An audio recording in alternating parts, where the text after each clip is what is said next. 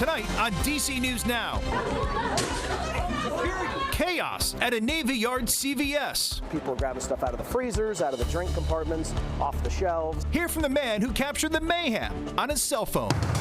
Plus, basketball fans around the DMV feeling the Caitlin Clark effect. Why some of the district's top coaches say the future of girls and women's basketball is bright.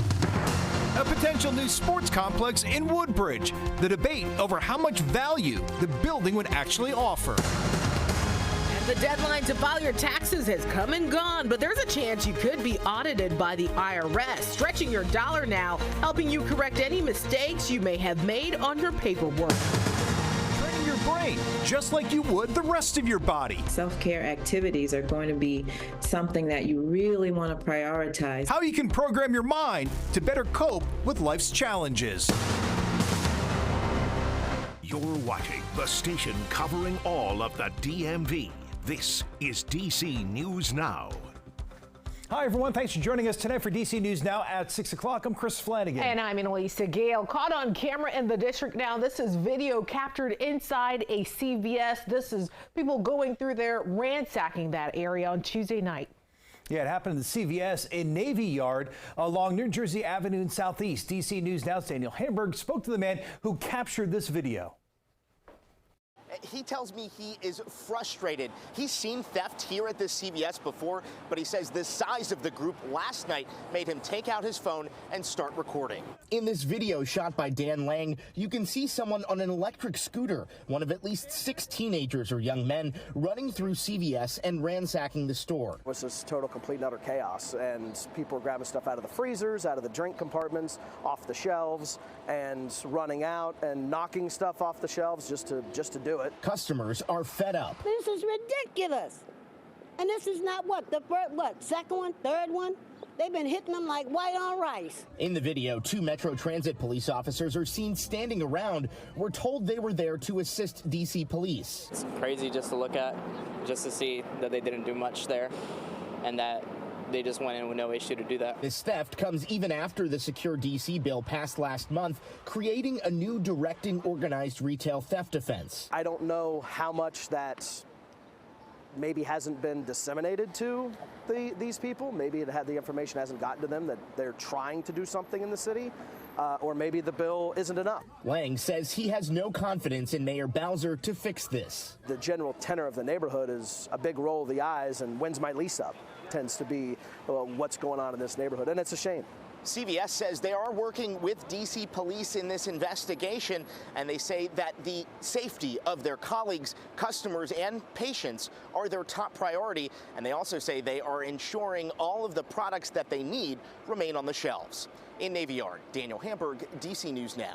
All right, Daniel, thank you. Well, it was pretty cloudy out there for our Wednesday today. Yeah, Chief Meteorologist Janessa Webb, a little gloomy right now, dinner time. Yeah, it's all about perspective. It's a Wednesday, so glad this is not on a weekend, right? Yeah, not the greatest night. Tomorrow, a lot better. So we have that kind of up and down weather pattern. Let's show you these gray skies across the region. You do have a little bit of a wind flow, but folks, we're getting lucky. We're not seeing an abundance of severe weather. Look to the left of your screen. You see that kind of red that's taking over Pittsburgh, parts of greater Cleveland. They are under a huge tornado outbreak that's unfolding across that region. And so that moisture is going to head our way, but it does have to get over the mountainous areas of West Virginia. And so this is not going to be a huge issue for us. It will allow for a few more raindrops really late evening into the overnight. And that's what we'll watch and keep an isolated stray shower for tomorrow morning. Temperatures are still playing nice. We're into the lower 70s, 72 out towards Loudoun County, Frederick area into the lower 70s, so we're still above our average.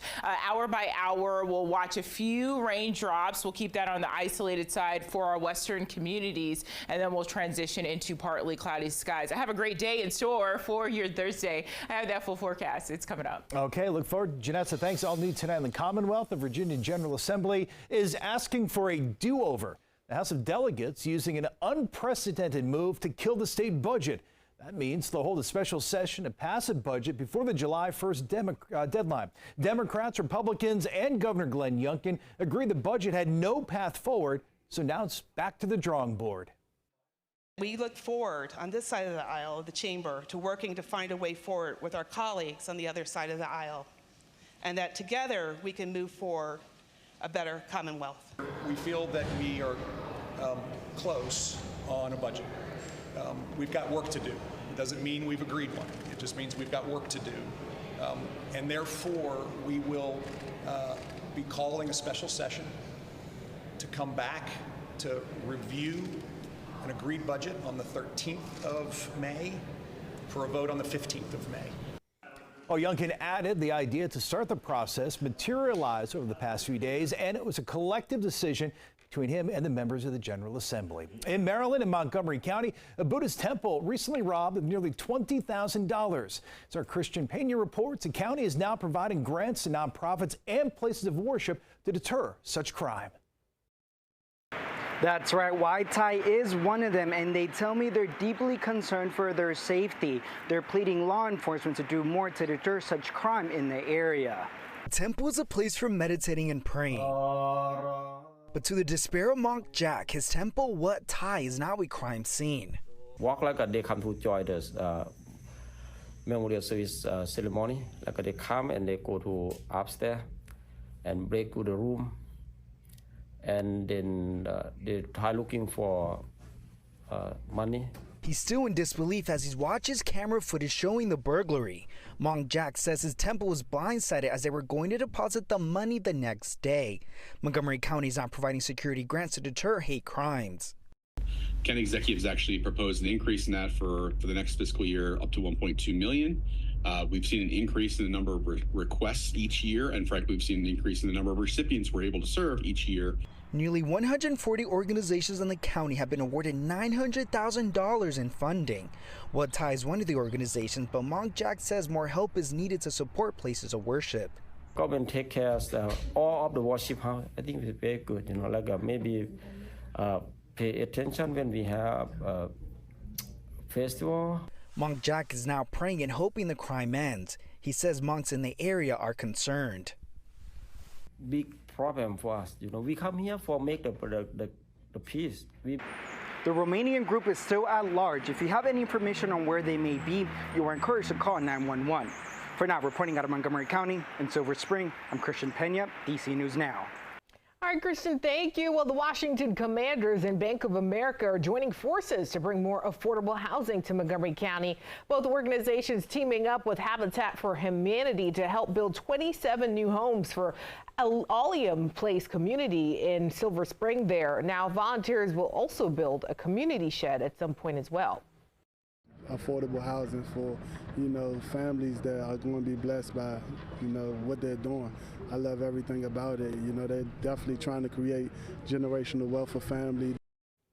Habitat for Humanity will also be involved in future projects in the region. Well, there's a new effort to crack down on ghost guns in Prince George's County. The County Council introducing a bill Tuesday that will add untraceable guns to the county's list of banned weapons. The legislation will also prohibit the transfer of weapons to minors. I'm constantly having to work with families, and that's why a robust legislation around ghost guns, around gun violence, around youth resources is a priority for myself, because we have to do something to start seeing a difference in our community. The County Council also introduced legislation to expand their curfew for juveniles. Tonight, the district police are investigating a recent stabbing in a Northwest restaurant as a possible hate crime tonight. It happened just after 6 p.m. on Tuesday in the 1200 block of New York Avenue. They say 63-year-old Reginald Pickett displayed a knife, threatened a customer inside the restaurant, and then made derogatory comments based on the person's race. We're told he then stabbed another person who tried to intervene in that dispute. Pickett is now charged with assault with a dangerous weapon. And we'd like to correct some information we brought you Tuesday about the automated door system on some metro trains. Automated doors on the Red Line open 15 seconds faster than doors that a train operate opens manually. Metro says it's expanding use of automated doors to other lines. Now, when it comes to closing doors, operators still have to look to see if the doors are clear before they close them. Well, tonight there's a lot of hype around women's hoops on the heels of the WNBA draft. Coaches, players, fans in the DMV are now feeling what some are calling the Caitlin Clark effect. The college basketball standout brought a record-setting number of eyes to the sport this season. She was drafted first by the Indiana Fever this week. But her impact is already making its waves here in the DMV. DC News Now's Randy Bass joins us from the entertainment and sports arena, home of the district's WNBA team, the Washington Mystics, with more. If I took anything away from my conversations with these coaches today, it's that the future of girls and women's basketball is really, really bright. Tickets here at Entertainment and Sports Arena in Southeast are going really quickly, heading into the WNBA season here in just a couple of weeks. If you want to be here on June 7th, when the Mystics take on Caitlin Clark and the Indiana Fever, it's going to run you a couple $100. Today I talked with the head coach of the Washington Mystics and the head coach of Sidwell Friends girls basketball.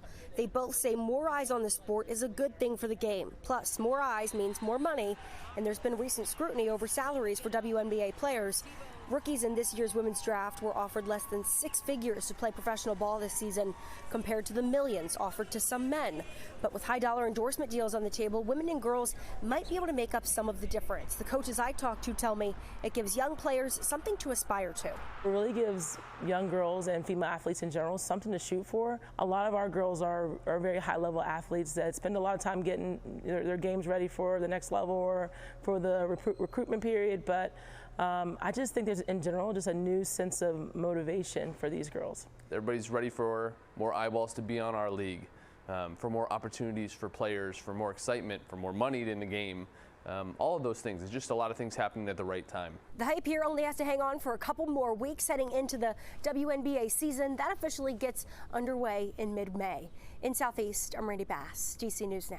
All right, meanwhile, the NBA has slapped Toronto's Jonte Porter with a rare lifetime ban for gambling on games. A league investigation says it also found he shared confidential information to sports bettors. The NBA says Porter gave a better information about his own health status prior to a game back in March. Porter is believed to be the first player banned from the NBA for gambling in 70 years.